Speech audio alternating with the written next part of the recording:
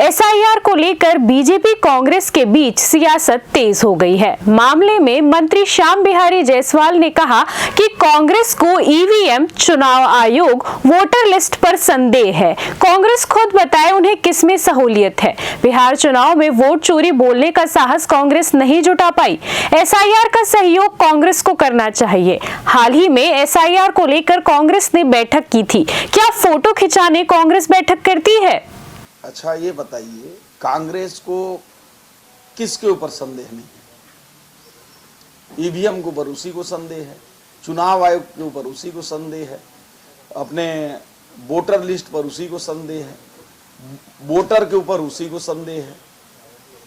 ये देश के प्रधानमंत्री जी को लगातार जिस प्रकार से इन लोगों ने गाली देने का काम किया, उसका परिणाम, उसका रिजल्ट बिहार की जनता ने दिया है। और ये जितने इस प्रकार के हरकत करेंगे, एक और तो बोलेंगे कि एक आदमी का 10 जगह वोट है, दूसरी ओर अगर एसआईआर के माध्यम से एक जगह करेंगे, इसमें भी आपत्ति है। तो खुद ही बता दें इनको किसमें सहूलियत है। दोनों तरफ केवल दो धार वाली तलवार जैसा बात करेंगे। भाई एक और बोलते हैं कि एक एक व्यक्ति का कई जगह वोटर लिस्ट में नाम है, इनके वोटे चोरी हो गए बताते हैं। हालांकि अभी बिहार चुनाव में ऐसी कोई अभी तक ये साहस नहीं जुटा पाए हैं, लेकिन अगर एसआईआर के माध्यम से एक स्थान पर पूरे देश में किसी भी व्यक्ति का मतदाता सूची में एक जगह नाम जुड़ रहा है, तो इसका तो कांग्रेस को स्वागत करना चाहिए, सहयोग करना चाहिए। ये भी तो अभी ढेर सारे अपने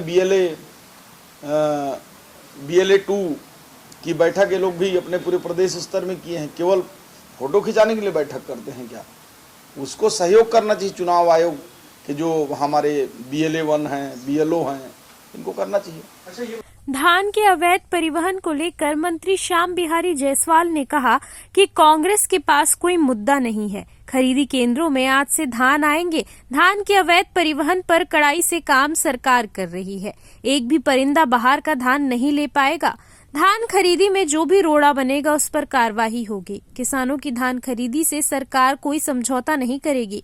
किसान के जिला अध्यक्षों की सूची अब तक नहीं आने को लेकर मंत्री श्याम बिहारी जायसवाल ने तंज कसते हुए कहा कि कांग्रेस पिछले 2 साल से जिला अध्यक्ष बनाने में लगी है।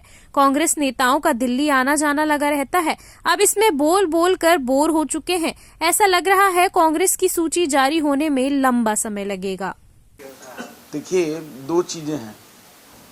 पहला तो ये कांग्रेस को कोई मुद्दा नहीं मिलता है।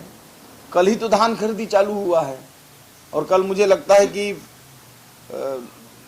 केवल शुरुआत हुआ है, पूजा उजा हुआ होगा और किसी जिले में आ गया हो तो 2 दिन हुआ है, शनिवार रविवार।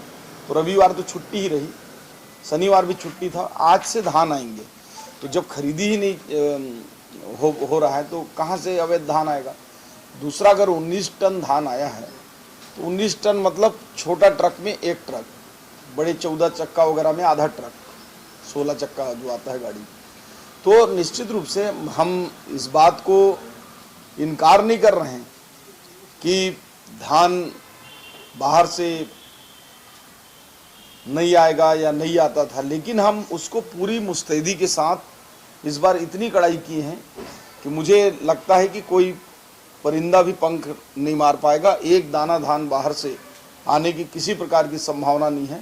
तमाम प्रकार के बैरियर्स में और उसके बाद हर स्तर पर अवैध धान जो आने की आशंका है, उसको रोकने के लिए सरकार पूरी तैयारी कर चुकी है। देखिए, छत्तीसगढ़ में किसान से महत्वपूर्ण व्यक्ति कोई नहीं है और छत्तीसगढ़ के किसानों का मेहनत पसीना से उपजाया हुआ एक एक दाना धान सरकार खरीदने के लिए प्रतिबद्ध है।